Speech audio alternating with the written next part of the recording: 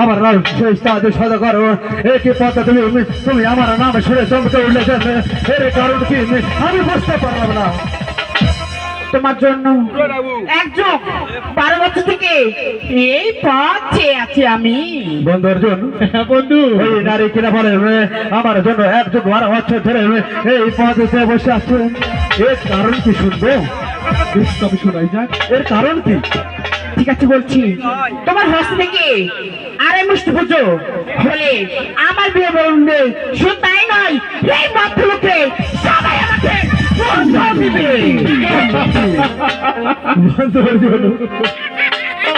ওই নারী কিনা বলে এই পথ ধরে বসে আছে এক যুগ 12 বছর ধরে আমার হাতের পূজা ফেলে নাকি তার বিয়ের বড় মিলবে আর এই ভদ্রলোকে তাকে যেন পূজা করবে।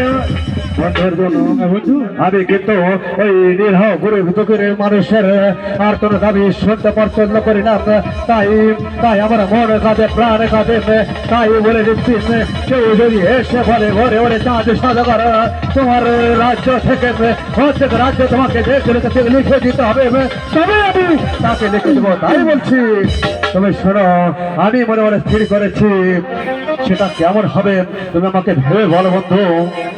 তুমি শুনবে বলো? হ্যাঁ, তাই মনে মনে স্থির করেছি আমি তাকে পূজা দিব।